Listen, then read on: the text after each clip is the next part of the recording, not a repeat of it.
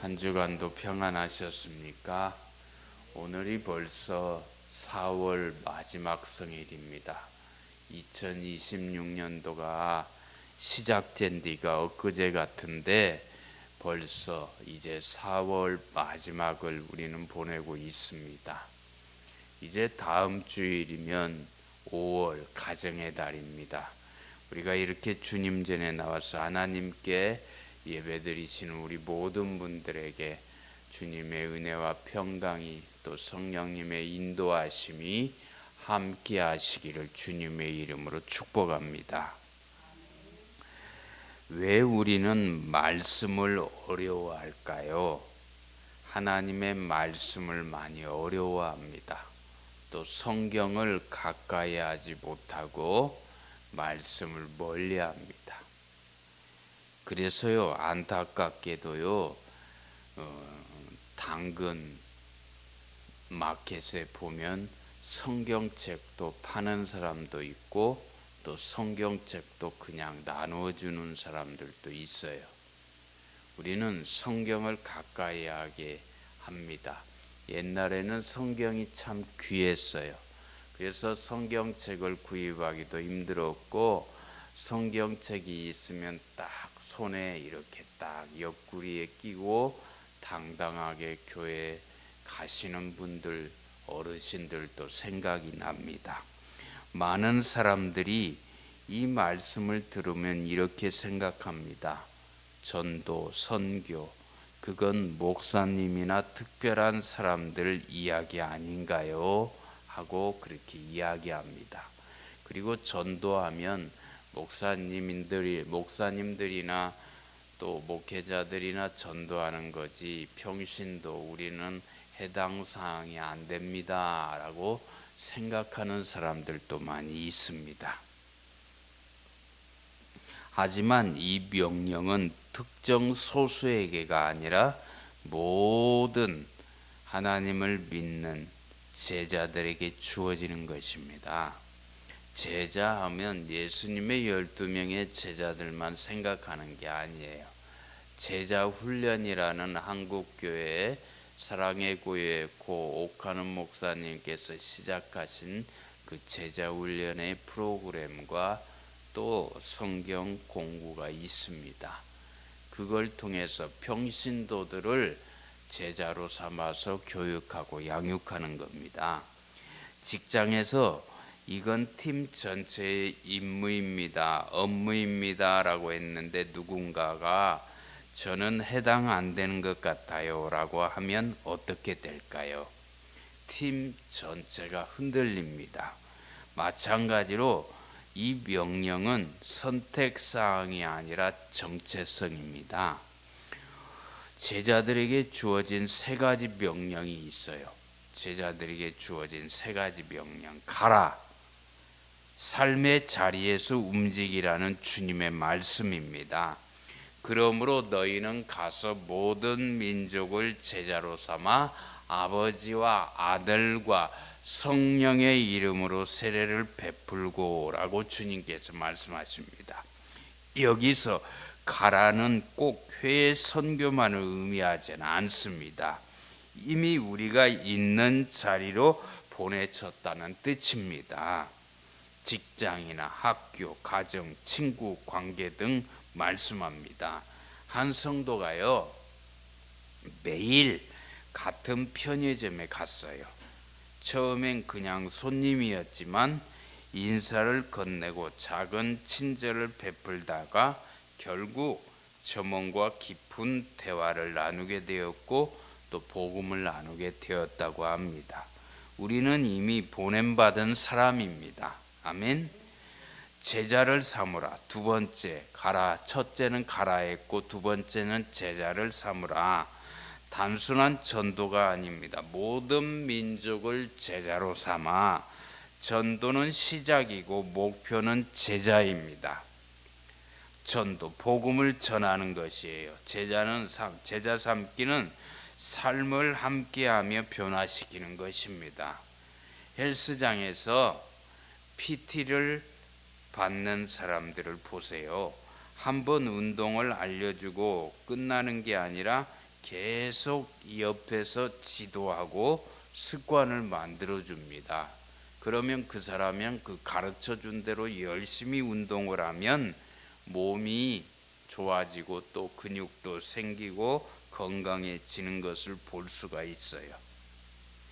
제자 삼기는 관계 플러스 시간 플러스 헌신이에요. 새신자를 식사에 초대하기, 또 신앙 질문에 대답해 주기, 또 함께 기도하기입니다. 세 번째는 가르쳐 지키게 하라. 삶으로 이어져야 한다는 거예요. 우리의 삶으로 이어져야 돼요. 하나님을 믿는 사람들은 주일에 교회 와서 말씀을 들으면 그 말씀을 삶으로 적용하고 이어져야 한다는 겁니다. 내가 너희에게 분부한 모든 것을 가르쳐 지키게 하라 라고 20절 상반절에 말씀하십니다. 지식 전달이 아니라 삶의 변화입니다. 운전면허 학원에서 이론만 배우고 실제 운전을 안 하면 어떻게 될까요? 도로에 나갈 수가 없어요. 차를 끌을 수가 없어요. 운전면허를 땄어도 차를 끌고 도로에 나가서 열심히 운전을 해야 돼요. 반복을 해야 돼요. 그리고 접촉 사고도 나고 운전을 오래 하다 보면 요령도 생기고 능숙해지는 것을 우리가 알 수가 있습니다. 그런 것처럼 우리는 처음부터 잘하는 건 없어요. 반복해서 배우고 또 전도도 기도하고 하면 담대함도 생기고 또 복음을 전하게 되는 것입니다. 신앙도 마찬가지예요. 용서해야 할 때 실제로 용서해야 되고요. 정직해야 할 상황에서는 타협하지 않아야 돼요. 신앙은 타협이 없어요. 우리는 분명하게 정체성을 가지고 우리는 신앙생활을 해야 될 줄로 믿습니다. 어려운 사람을 실제로 돕기입니다. 핵심 문제는요, 왜 우리는 순종하지 않는가예요.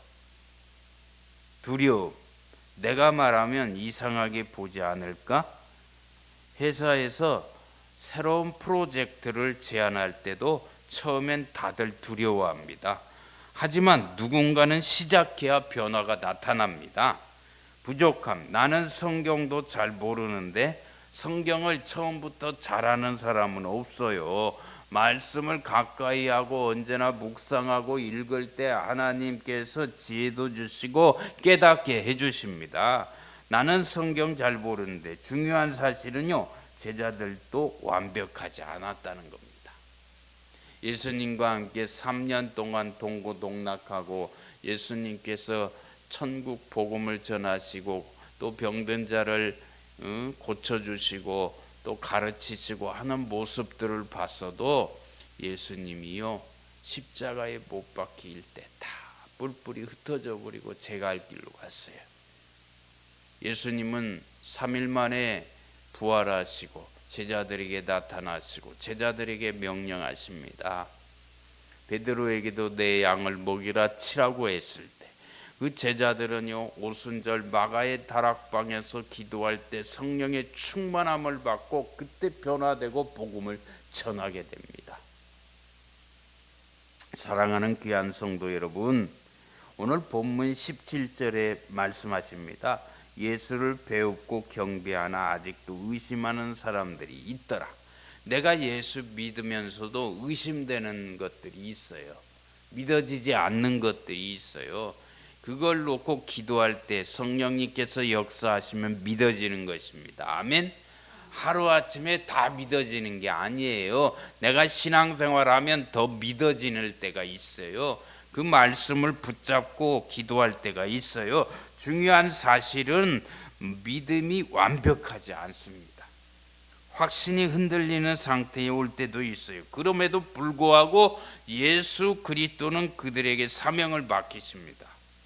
의심하는 제자들에게 사명을 주셨습니다. 사명은 여유 있을 때가 아니라 지금 상황 속에서 살아내는 것입니다. 내가 세상 끝날까지 너희와 항상 함께 있으리라. 주님은 말씀하십니다. 이 명령은 혼자 하라가 아니에요. 핵심은 능력이 아니라 동행이에요. 동행. 나 혼자 기도하는 것보다 2사람, 3사람, 4사람, 10사람, 100사람이 기도할 때 더 성령님께서 역사하시고 더 은혜를 주시는 것입니다.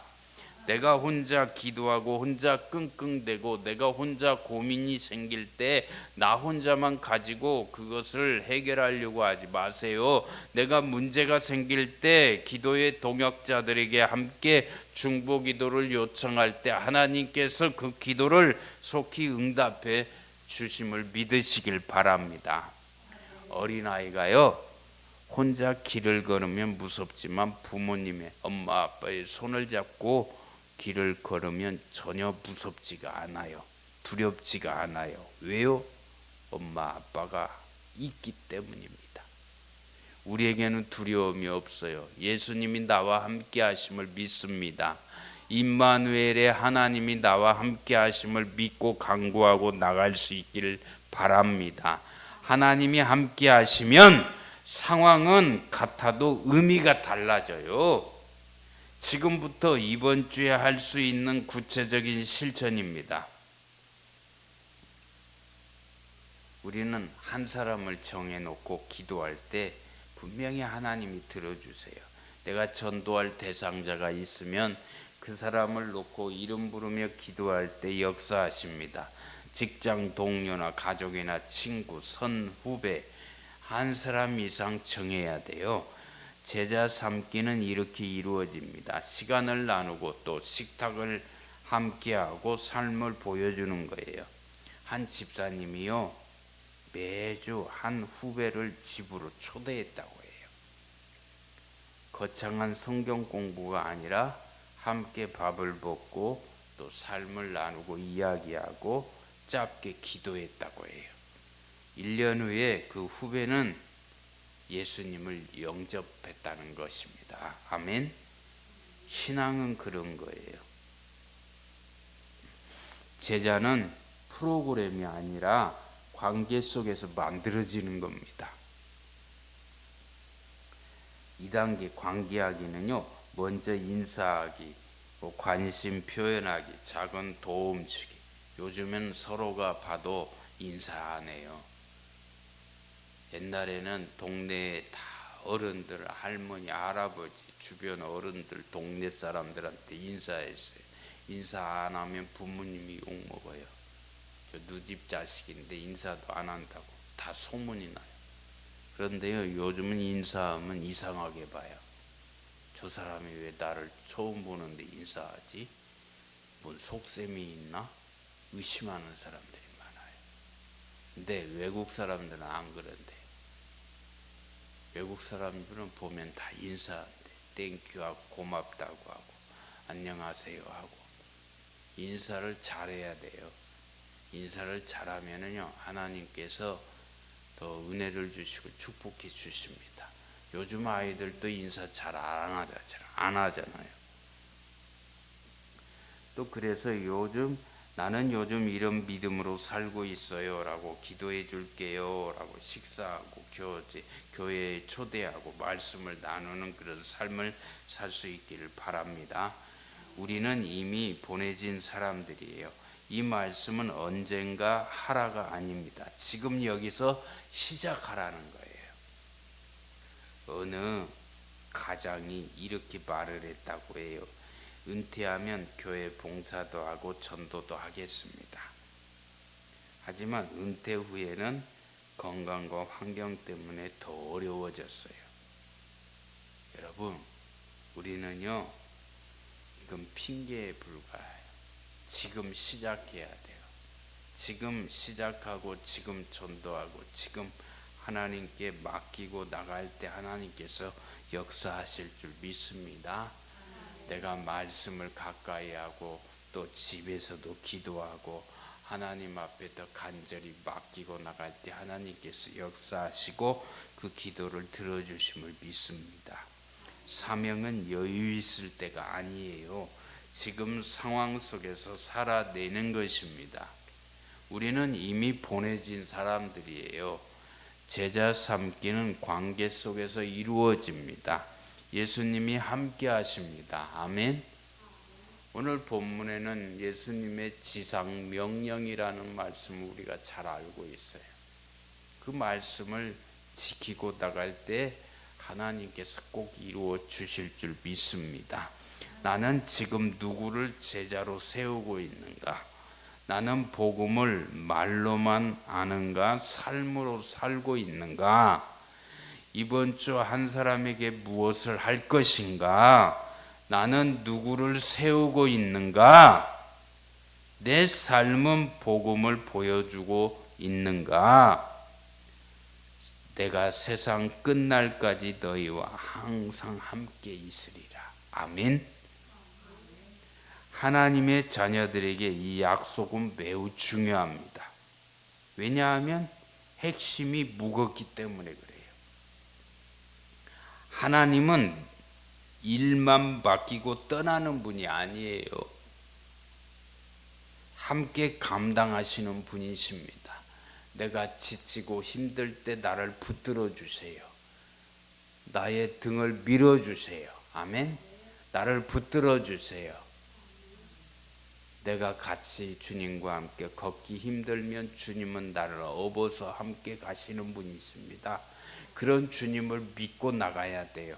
우리가 하나님께 맡기고 나갈 때 하나님께서 분명히 역사하시는 것을 믿으시기를 바랍니다. 사랑하는 귀한 성도 여러분, 저와 여러분 모두 주님의 제자로서의 삶을 사시며 또 주님의 명령에 순종하셔서 땅끝까지 주님의 증인으로서 한 영혼 이상하게 복음을 전하고 전도하시기를 예수님의 이름으로 간절히 축원을 드립니다. 아멘.